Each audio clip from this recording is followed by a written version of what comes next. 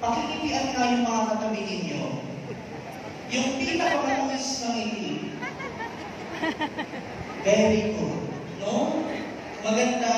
Lahat tayo dapat nakangiti. Nakangiti na sasalubungin yung 2025 at yung mga hindi kaaya-aya, yung mga hindi ka nais-nais, at least sa 2024, iwan natin.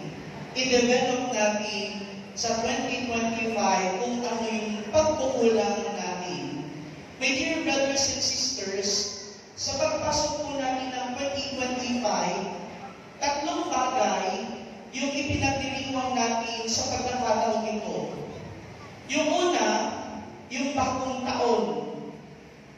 Pangalawa, yung solemnity of Mary, Mother of God. At yung pangatlo, yung World Day of Peace. Pakisabi nga sa mga katabi ninyo, kapayapaan. Kapayapaan. Mamaya, 12 midnight, sasalubungin po natin yung bagong taon at sisimulan natin ang 2025.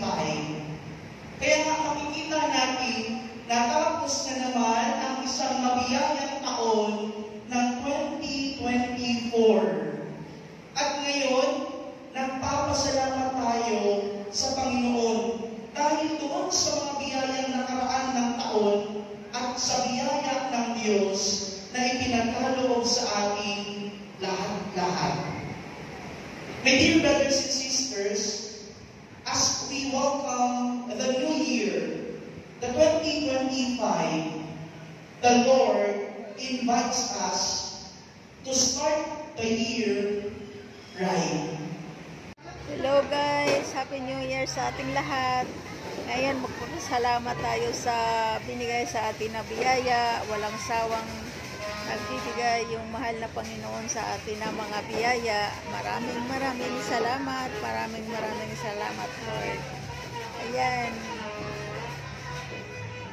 Ang aking handa. Ayan. Hindi ko na to isa-isahin pagsabi sa inyo dahil nasabi ko na to nung unang video ko sa inyo nung 2023 pa 24.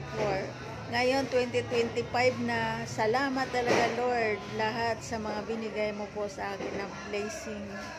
Sobrang maraming salamat.